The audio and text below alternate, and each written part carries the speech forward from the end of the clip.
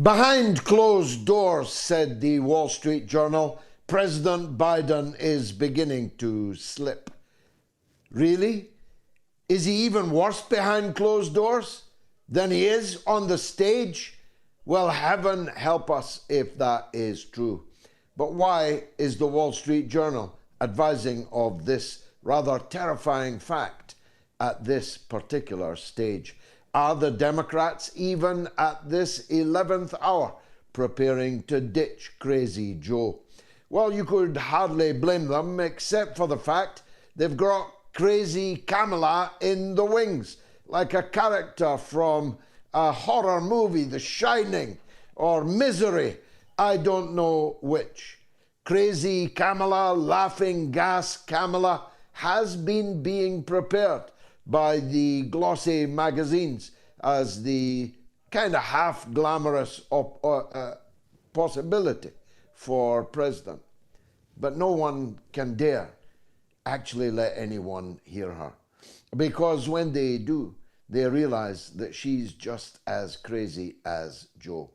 But I'm putting out there this evening that this Wall Street Journal revelation was leaked for a reason. He's not performing well. Aides are quoted in the Wall Street Journal piece, which says that he's performing poorly and beginning to slip. Slip away, perhaps, from the presidential election.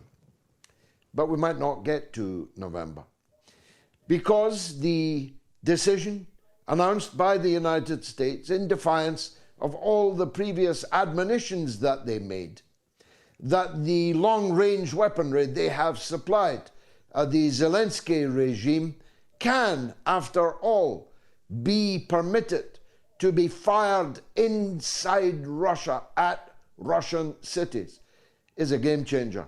Although nobody here in the West appears to have realized it yet, partly because the mainstream media has deliberately concealed both the decision by the US and the Russian reaction to it, even though it's out there in the mouth of the presidential spokesman, in the mouth of the president himself, in the mouth of Medvedev from the National Security Council. All of them and more have said this is a game changer.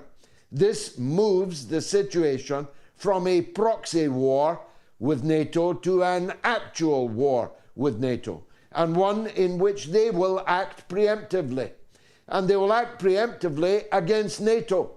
And the best place for that to happen is in the little housing estates posing as actual states in the so-called Baltic republics. But other options are available. Romania, Moldova, the Polish government, which has equally given weapons to Zelensky and given permission to fire them inside Russia. And if that happens, we are into a hot war. It is known only by those who follow these things most closely that 300,000 American troops have now a path to enter Ukraine. A military thoroughfare has been constructed through NATO countries so that 300,000 American soldiers can be funneled into Ukraine. If that happens, there'll be plenty of American targets, there'll be plenty of American body bags, plenty of coffins with stars and stripes on them, headed back for the United States. And if that happens, then the danger of battlefield nuclear weapons being used by NATO against Russia rise exponentially. And they will be matched and returned by Russian nuclear weapons. Russia has a no first strike policy, but the United States completely refuses to have such a policy. So the ball's on the slates, as we say in Scotland. The danger of World War III on the Eastern Front just rose immeasurably today when the first Russian civilian targets inside Russia were hit by American missiles, NATO missiles supplied to Zelensky. I'm telling you all this because nobody else will, although Scott Ritter will have plenty to say about it. in just a few minutes' time when he becomes my first guest. An early sign that something was up was the federal agents boarding an airplane at New York and taking Scott Ritter off an airplane on which he was booked to fly to the St. Petersburg Forum in Russia. They have confiscated his passport. Like Paul Robeson, he may now only be able to speak to us down a telephone line. But speak to us he will. He will not stop talking unless, of course, they take him away, which I'll be talking to him about on the show tonight. The big news that even the mainstream media cannot hide from us is that an all-out war between Israel and Lebanon will begin in the next few hours. Israel has mobilized another huge cohort of its army reserve and moved them to the northern front. Israel has been remorselessly bombing and setting fire to civilian targets, agricultural land, in the name of burning Lebanon. In return, Lebanon burnt what seemed like a good chunk of Israel in the week. Lebanon sent bombs, missiles into territories inside occupied Palestine, farther than they have ever done before. And the fires that were duly set were truly biblical. It looked like hell on earth. Israeli settlements are now deserted and virtually empty. Israeli forces are being pummeled. 10 have been helicoptered out to medical evacuation in just the last hour or so. It's reported that at least 2 of them are dead. Some say 20 have been helicoptered away, gravely injured by Hezbollah missiles. And Hassan Nasrallah has just said that Israel says they will return Lebanon to the Stone Age.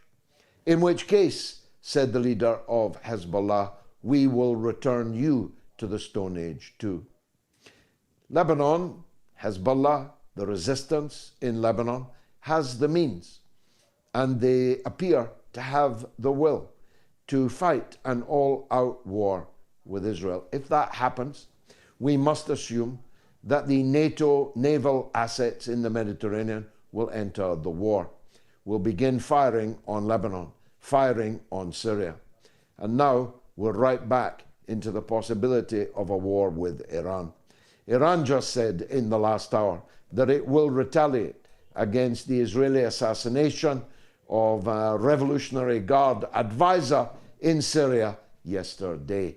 And we know that the Iranians are fully capable of military retaliation. So watch that space. Scott Ritter will be talking about that as well.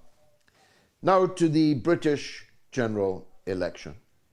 Last night, the Prime Minister and his clunky Tin Man challenger, Keir Starmer, got together in what was laughingly described as a debate.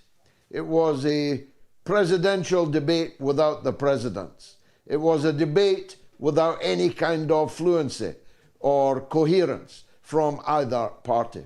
It was one cheek clapping against the other cheek. It was a dismal ratings failure.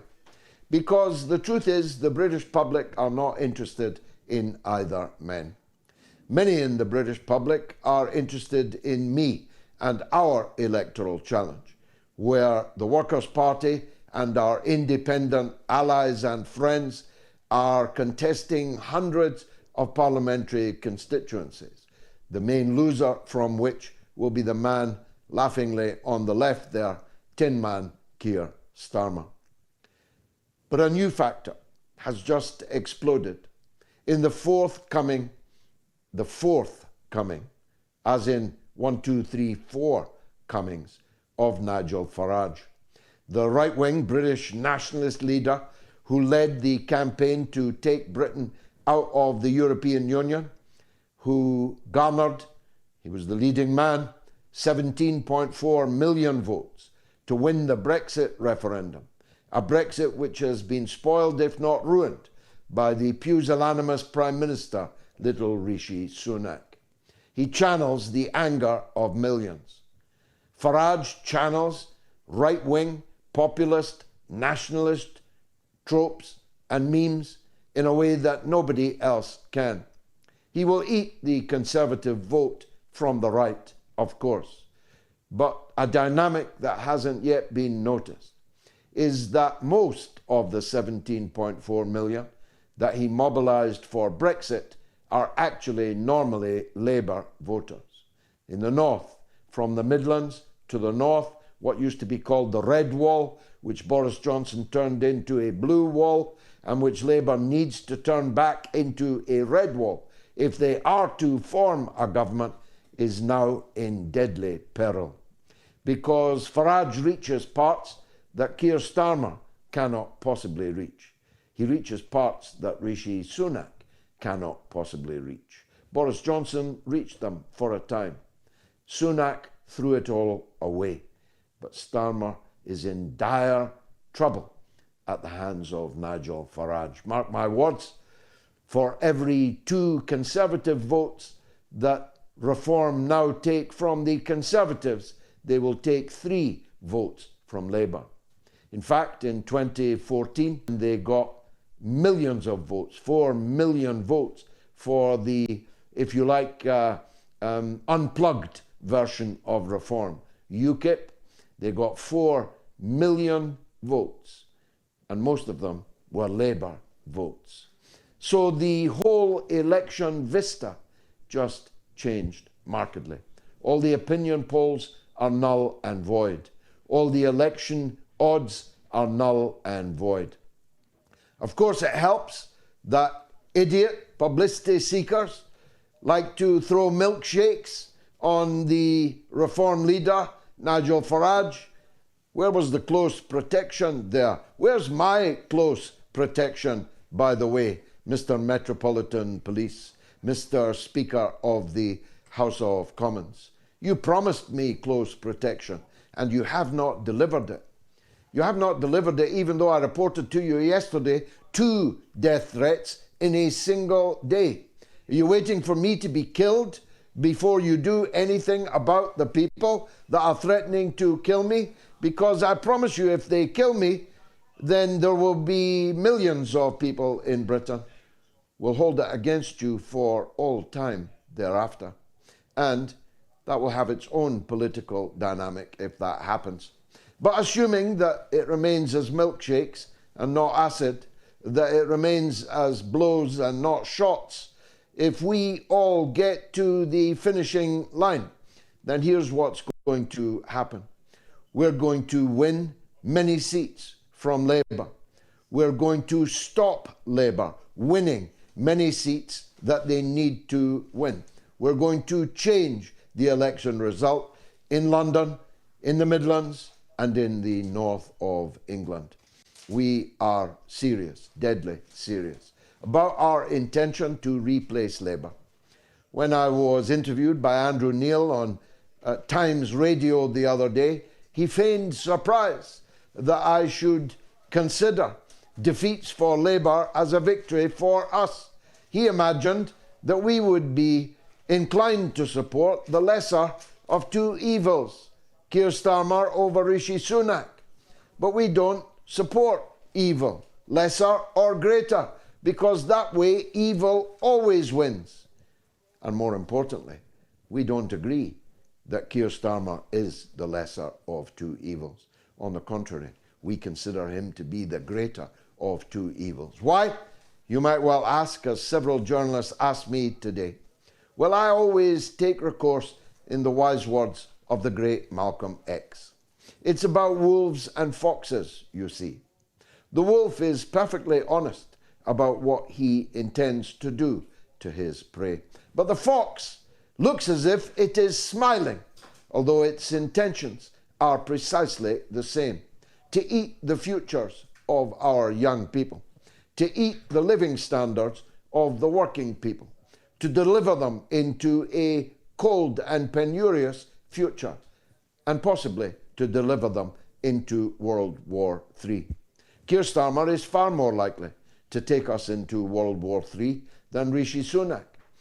Rishi Sunak is a conservative grifter, no doubt, a billionaire with a green card in his pocket and a ticket to California already booked for the 5th of July. But at least we know that he's a wolf. Keir Starmer is pretending to be something different. So everyone should know that we are all guns blazing in all-out political war with Keir Starmer and Keir Starmer's Labour Party.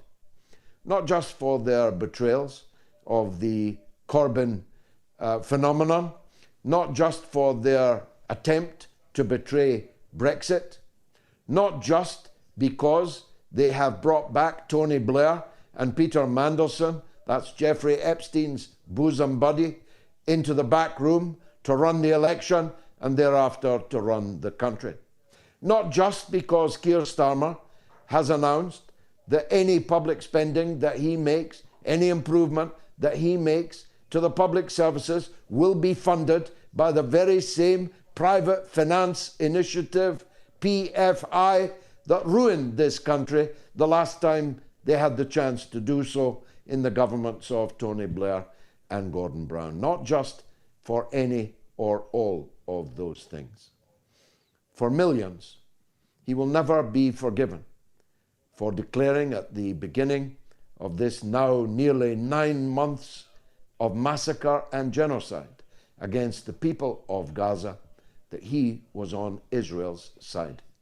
In fact, Rishi Sunak in the prime ministerial debate last night literally applauded, I mean on camera, applauded Keir Starmer's stance on the situation in Gaza, which roughly speaking he shares with Sunak, an ironclad consensus, the two cheeks of the same backside tightly clenched for Israel. They both support Israel's right to rain down death and destruction on children and women and innocent men in the occupied Gaza Strip. They gave it the green light. They both continue to support the arming of it. They both support the British Royal Air Force flying support missions for Netanyahu's murder gang in their F-35s. They both support Israel's turning off of the water and the power and the medicine that the Palestinian people have been dying for the want of. 150,000 prisoners in the concentration camp called Gaza have been murdered or maimed. 150,000 murdered or maimed with no hospital to repair them, no water to salve their wounds, no power to power the operating theaters, now actually literally established in tents. They have both supported the assault upon Rafah, which so many of them said would be their red line. But the only red line in Rafah is the same red line throughout Gaza, the same red line in Jerusalem this evening, the same red line in the West Bank, a red line of innocent Palestinian blood. And that blood will not go unavenged, including by us in the British general election. Stay tuned. Scott Ritter up next.